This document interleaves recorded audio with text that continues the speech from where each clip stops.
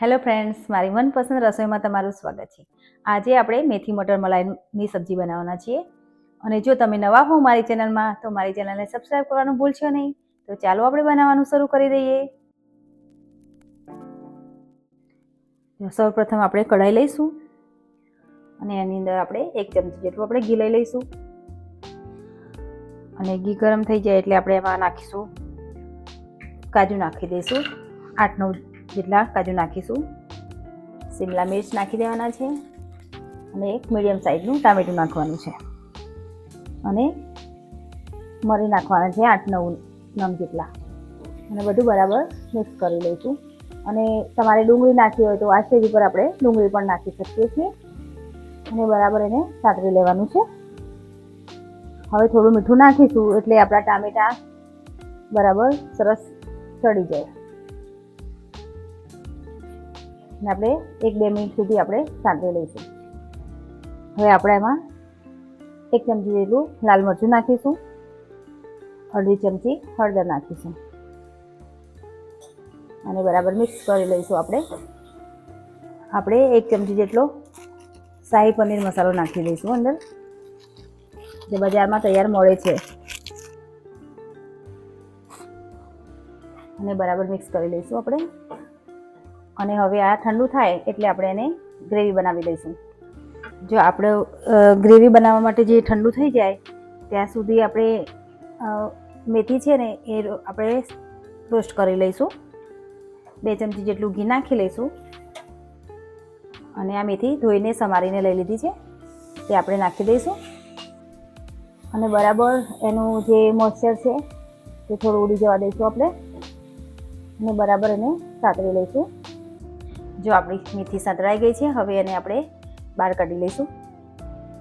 1 ચમચી ઘી અને 3 ચમચી જેટલું તેલ લઈ લઈશું અને એને ગરમ થવા દઈશું અને ગરમ થઈ જાય એટલે આપણે એમાં નાખીશું જીરું અને જીરું સતરાઈ જાય ને ચલો જીરું સતરાઈ જાય આપણું એટલે આપણે એમાં 1 લાલ મરચું નાખીશું અને હિંગ પાવડર નાખવાનું છે અને આપણે આ જે ગ્રેવી બનાવીને રાખી હતી એ નાખી દઈશું અંદર અને બરાબર એને મિક્સ કરી લઈશું।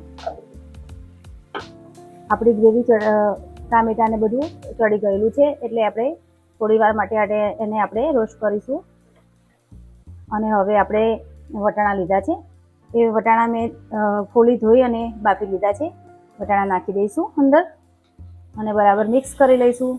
આપણે મીઠું મરચું ને બધું નાખેલું છે અંદર એટલે આપણે કોઈ પણ મસાલો હવે નાખીશું નહીં અને તમારે જો મીઠું ઓછું લાગે તો પછી તમે નાખી શકો છો। અને હવે આપણે આ મેથી નાખી દઈશું। મેથીને આપણે પહેલાં સરસ ઘીમાં શેકી લેવાથી એની કડવાશ ખૂબ જ ઓછી લાગે છે, આપણને કડવી લાગતી નથી। તો આ બધું બરાબર મિક્સ કરી લઈશું આપણે અને હવે આપણે 1 કપ જેટલું અંદર દૂધ નાખી લઈશું। ફૂલ ફેટ ક્રીમવાળું દૂધ લીધું છે મેં અને બરાબર મિક્સ કરી લઈશું આપણે અને એને 1 મિનિટ સુધી એકરસ થવા દઈશું, એને ચડવા દઈશું એટલે મસાલા બધા સરસ મિક્સ થઈ જાય। જો આપણે મીઠું થોડું ઓછું લાગ્યું એટલે થોડું આપણે મીઠું નાખી દઈશું અંદર અને 1 ચમચી જેટલી આપણે સુગર નાખીશું અંદર